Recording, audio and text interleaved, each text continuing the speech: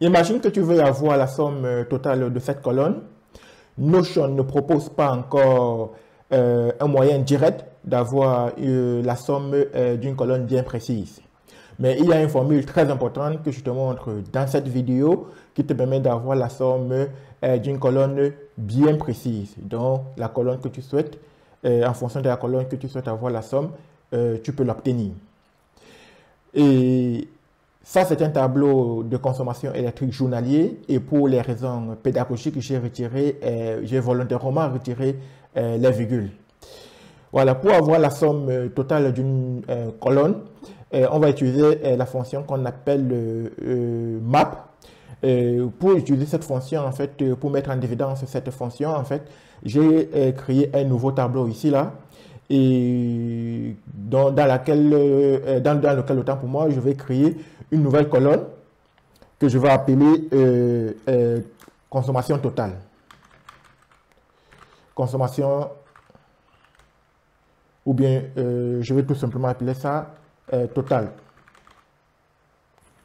Total conso, voilà. Que je vais appeler total conso et ça va être une formule. Et la formule qui sera utilisée ici, en fait, n'est rien d'autre que le map. Mais avant de continuer, qu'est-ce que le map? Et le map, en fait, je vous présente le map ici, là. Voilà, qu'est-ce que le map? On va répondre à cette question avant de repartir dans notre démonstration. En fait, que c'est le map? En fait, le map, c'est une fonction qui prend une liste d'éléments et applique une action à chacun de ces éléments. Par exemple, si vous avez une liste de nombres et que vous voulez doubler, vous pouvez utiliser la fonction map, c'est-à-dire que ça va prendre chacun des éléments que comporte la liste, ça va tout simplement doubler, du moins les éléments de la liste. En fait, j'ai trouvé une image sur Internet qui résume assez très bien cette fonction. C'est-à-dire qu'au départ, on a une liste. Là, à l'occurrence, c'est une liste de 2 éléments.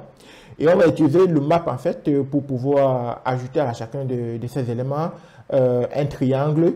Et à la fin, on constate que non seulement il y a un rond qui est accompagné du triangle. Donc, c'est comme ça que fonctionne le map. Notre cas ici est assez particulier dans la mesure où on va prendre toute la liste d'une colonne et on va l'additionner. Et à la fin, on va obtenir un seul chiffre. Voyons comment ça se passe. Et pour le faire, je dois rappeler en fait que j'ai relié les 2 tableaux. Et si vous ne savez pas comment on fait une relation entre 2 tableaux, j'ai normalement déjà fait une vidéo là-dessus et je pourrai en faire une autre. Une fois que les 2 tableaux sont en relation, je peux obtenir ici en fait la conso quotidienne qui n'est rien d'autre que le nom de la table qui est ici. Donc, conso quotidien 0.01. Voilà, donc on a ça ici. Et pour ajouter notre formule, on va tout simplement aller chercher en fait la conso quotidienne. On va chercher ça. Une fois qu'on a ça, on constate qu'on peut déjà récupérer l'ensemble des jours. Mais ce n'est pas ce qui nous intéresse parce que si on s'arrête ici, en fait, on va constater en fait que l'ensemble des jours appartient bien au mois de janvier. Mais ce n'est pas forcément ce qui nous intéresse ici. Ce qui nous intéresse, c'est la consommation totale du mois de janvier. Donc, pour cela, on va repartir, modifier notre fonction. On va faire appel à notre map. Et pour faire appel au map, on met un point et on va écrire map. Voilà. Ici, en fait, lorsqu'on met le curseur sur map, en fait, on nous dit en fait que ça renvoie à une liste générée à partir des résultats de l'appel de l'expression sur chacun des éléments de la liste. Ce n'est rien d'autre que ce que je disais précédemment.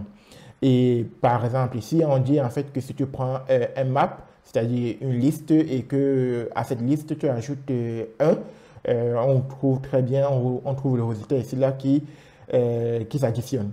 Donc, on va récupérer notre map tout simplement ici. On va occuper notre map. Et qu'est-ce qu'on va dire au map? On va dire qu'on veut l'élément courant. On veut l'élément courant.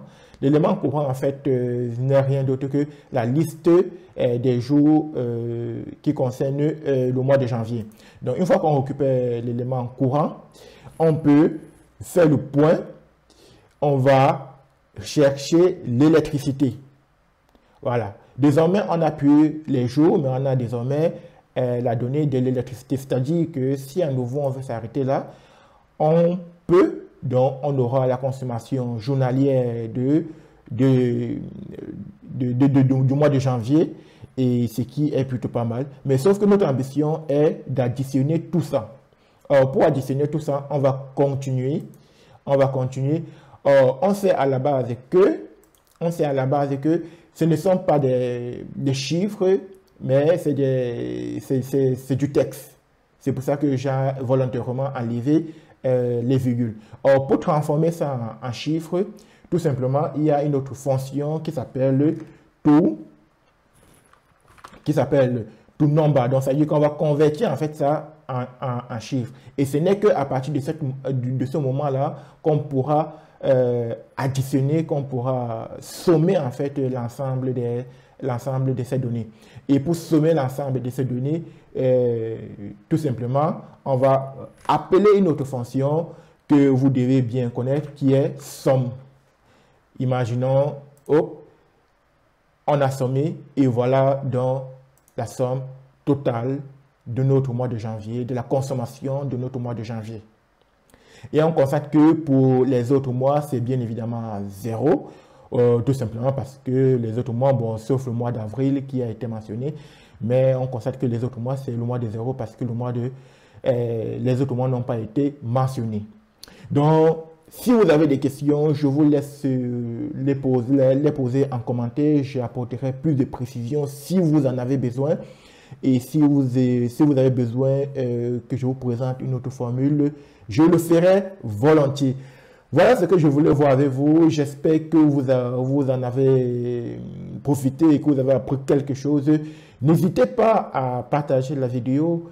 Ça m'aide, et puis à liker, ça permet à l'algorithme de YouTube de répertorier en fait la vidéo et de la proposer à plein de monde, et bien évidemment cela m'aide beaucoup. Je vous en remercie et je vous donne rendez-vous pour très bientôt dans une nouvelle astuce, dans une nouvelle pépite pour améliorer votre quotidien. Merci et à la prochaine. C'était Jonas pour Afro Innovation.